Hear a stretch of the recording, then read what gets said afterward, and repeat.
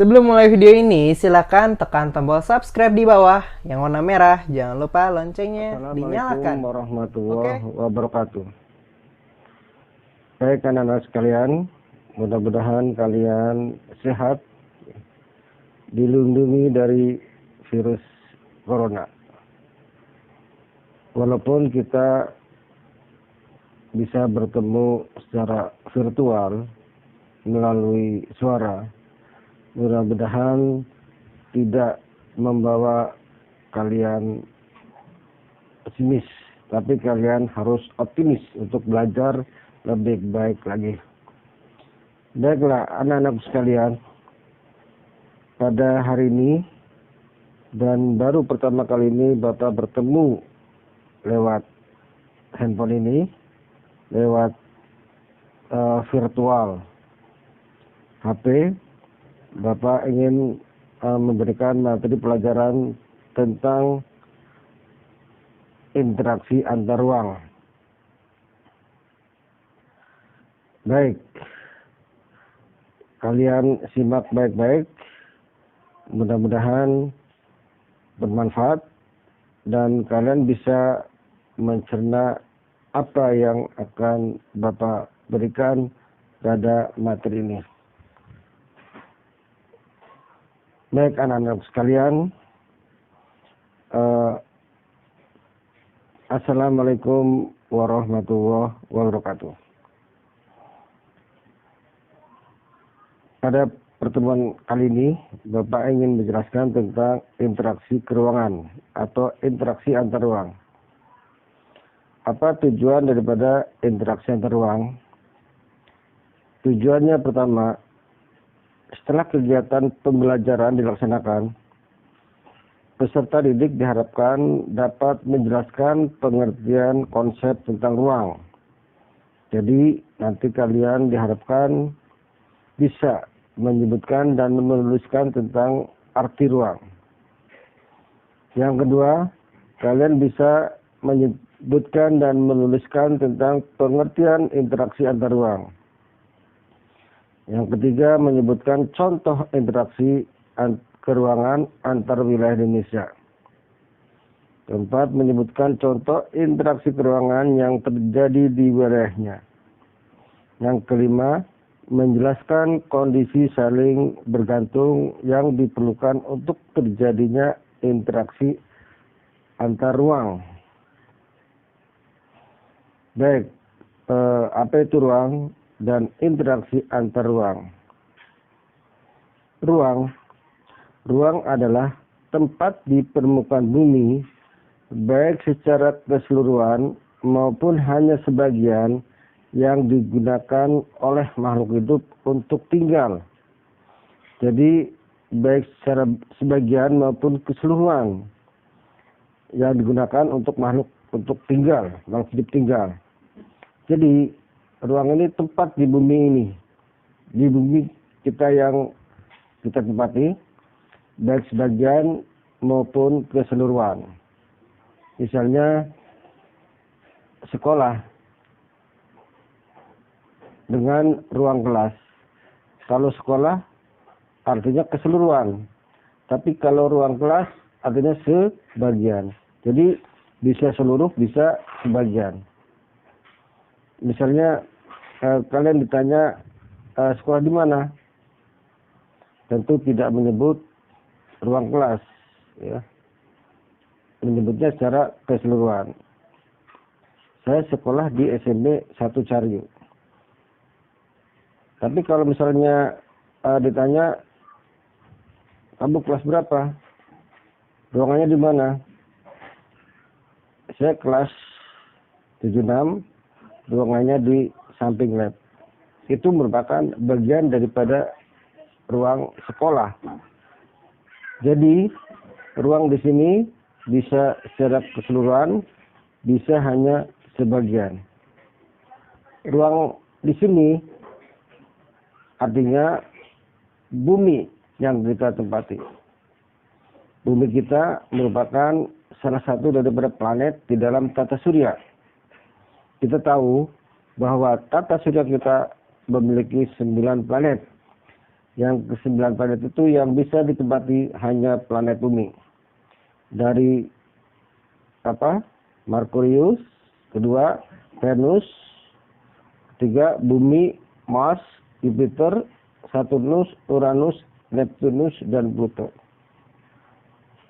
Jadi di antara 9 itu yang memiliki ruang dan bisa kita sebagai tempat tinggal adalah planet bumi saja. Sedangkan planet yang lain belum bisa ditempati. Baik, pengertian interaksi antar ruang. Interaksi antar ruang diartikan sebagai pergerakan orang. Jadi bisa pergerakan orang, barang, informasi dari daerah asal menuju daerah tujuan.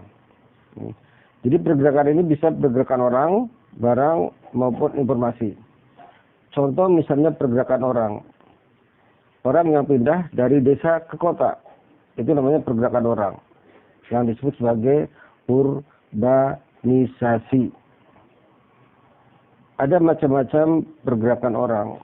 Bisa berupa urbanisasi, transmigrasi, remigrasi, emigrasi, evakuasi, dan sebagainya. Itu nanti akan dipelajari lebih lanjut. Pergerakan tidak hanya orang, bisa juga pergerakan barang dari satu tempat ke tempat yang lain. Misalnya truk pembawa hasil sayur-sayuran dari Puncak ke Jakarta. Itu merupakan pergerakan barang. Atau dari kota membawa barang-barang hasil industri ke desa-desa. Itu juga merupakan interaksi antar ruang yang merupakan pergerakan barang. Nah, pergerakan juga bisa berupa pergerakan informasi. Yang tadinya kita nggak tahu menjadi tahu. Misalnya dengan internet. Kita buka Google. Misalnya kejadian-kejadian di luar negeri maupun di dalam negeri, kita bisa tahu, tinggal klik saja di Google. Nah, ini namanya pergerakan informasi. Dari daerah asal menuju ke daerah tujuan. Ya, dari asalnya sana ke tempat kita yang sedang mencari informasi. Sedangkan pengertian interaksi keruangan atau interaksi antar ruang menurut Bintarto, dia mengungkapkan pengertian interaksi antar ruang tahun 1987, menyebutkan bahwa interaksi merupakan suatu proses yang sifatnya timbal balik dan mempunyai pengaruh terhadap tingkah laku, baik melalui kontak langsung atau tidak langsung. Jadi menurut Bintarto di sini interaksi merupakan hubungan timbal balik yang dapat saling mempengaruhi baik secara langsung maupun tidak langsung. Ada beberapa faktor yang mempengaruhi saling ketergantungan sehingga akan terjadi interaksi antar ruangan. Faktor pertama adalah saling melengkapi atau disebut juga complementarity. Yang kedua, kesempatan antara atau disebut sebagai intervening opportunity. Yang ketiga, keadaan dapat diserahkan atau dipindahkan, transferability. Nah, itu adalah 3 faktor yang saling ketergantungan yang mengakibatkan terjadinya interaksi antar ruang. Baik, kita bahas satu persatu. Apa itu saling melengkapi atau disebut juga sebagai complementarity? Kondisi yang saling melengkapi terjadi jika ada wilayah-wilayah yang berbeda komoditasnya, hasil buminya yang dihasilkan. Misalnya wilayah A, ya misalkan wilayah A itu desa di pegunungan. penghasil sayuran. Sedangkan wilayah B di pantai penghasil ikan. Ya. Di pantai tidak menghasilkan sayuran. Begitu juga di pegunungan tidak menghasilkan ikan. Maka kedua wilayah tersebut akan saling melengkapi. Yang di pegunungan dia punya sayuran tapi tidak membeli ikan, maka mereka beli ikan di wilayah B. Begitu juga B tidak memiliki sayuran, punyanya ikan, membeli sayuran ke wilayah A. Sehingga kedua wilayahnya akan terjadi saling interaksi. Ya, jadi wilayah A membutuhkan ikan, sedangkan wilayah B membutuhkan sayuran. Jika masing-masing memiliki kelebihan atau surplus, maka wilayah A melakukan interaksi dengan wilayah B melalui aktivitas perdagangan atau jual beli. Ya, jadi terjadi saling melengkapi antara A dan B melalui jalan perdagangan atau jual beli. Baik, ini kita lihat bagian dari saling melengkapi antara wilayah A dan wilayah B. Di situ kalian lihat wilayah A surplus ikan, kelebihan ikan. Sedangkan wilayah B surplus sayuran. Sehingga antara kedua wilayah ini akan saling membutuhkan. Wilayah A butuh sayuran, wilayah B butuh ikan. Maka terjadi tukar menukar barang atau disebut juga jual beli barang. Dengan jual beli akan terjadi pertukaran barang antara A dengan B atau B dengan A. Nah, inilah yang disebut sebagai saling melengkapi. Baik, selanjutnya adalah kesempatan antara atau disebut juga sebagai intervening opportunity. Kesempatan antara merupakan suatu lokasi yang menawarkan alternatif lebih baik sebagai tempat asal maupun tempat tujuan. Jika seseorang akan membeli suatu produk, maka ia akan memperhatikan faktor jarak dan biaya untuk memperoleh produk tersebut. Contoh, misalnya wilayah A. Wilayah A biasanya membeli ikan ke wilayah B. Namun, setelah beberapa tahun kemudian, diketahui ada wilayah C yang juga menghasilkan ikan. Karena wilayah C jaraknya lebih dekat dan ongkos transportasinya lebih murah, para pembeli ikan dari wilayah A akan beralih membeli ikan ke wilayah C. Akibatnya, interaksi antara wilayah A dengan wilayah B akan melemah. Itulah yang dimaksud sebagai kesempatan antara. Misalnya tadinya toko di Cariu biasanya membeli barang ke Jonggol, ya. Tapi pada suatu saat di Babakan Raden ada toko yang menjual barang-barang yang sama dengan yang ada di Jonggol. Nah, daripada dia jauh-jauh membeli barang ke Jonggol, maka dia lebih baik membeli barang yang sama yang di Jonggol di wilayah Babakan. Kenapa? Karena jaraknya dekat dan transportasinya lebih murah. Nah, itulah yang disebut sebagai kesempatan antara. Baik, anak-anak sekalian, kita lihat di sini bagian tentang kesempatan antara. Itu tadi dilihat wilayah A surplus sayuran minus ikan. Wilayah B surplus ikan minus sayuran. Sehingga wilayah A dan B saling berinteraksi. Lalu ada wilayah C yang memiliki hasil yang sama dengan wilayah B. Surplus ikan minus sayuran. Nah, wilayah A membutuhkan yang sama dengan wilayah yang ada di B. Nah, karena B jaraknya lebih jauh, sedangkan C jaraknya lebih dekat dengan C, maka wilayah A akan berinteraksi pindah ke wilayah C. Kenapa? Karena wilayah C lebih dekat dan lebih gampang transportasinya. Sehingga hubungan interaksi antara A dan B akan melemah. Nah, itulah yang disebut sebagai kesempatan antara.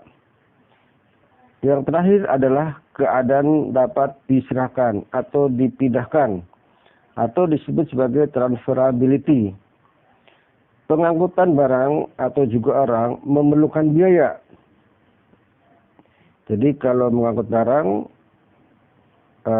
mengangkut orang memerlukan biaya. Biaya untuk terjadi interaksi tersebut harus lebih rendah dibanding dengan keuntungan yang diperoleh. Ya. Jadi biaya pengangkutan barang atau orang harus lebih rendah dibanding dengan keuntungan yang diperoleh. Jika biaya tersebut terlalu tinggi dibandingkan dengan keuntungannya, maka interaksi antar ruang tidak akan terjadi. Kemudian transfer dan biaya yang diperlukan juga sangat tergantung pada ketersediaan infrastruktur, yaitu sarana dan prasarana yang menghubungkan daerah asal dan daerah tujuan. Jadi, transportasi barang atau orang di samping tergantung berpengaruh pada keuntungan, juga berpengaruh pada sarana dan prasarana yang digunakan. Jalan yang rusak dan sulit untuk dicapai akan mengurangi kemungkinan terjadinya interaksi. Kenapa? Karena biaya untuk mencapainya juga akan lebih mahal. Sebagai contoh, seorang akan menjual sayuran dari wilayah A ke wilayah B. Namun jalan menuju wilayah B mengalami kerusakan sehingga tidak bisa dilalui. Akibatnya orang tersebut tidak jadi menjual sayuran ke wilayah B. Jadi itulah keadaan yang dapat diserahkan atau dipindahkan. Demikian anak-anak sekalian. Nanti kalian jawab pertanyaan dari Bapak dan ditulis di selembar kertas, ya. Lalu difoto, dikirim lewat WA ke Bapak, ya.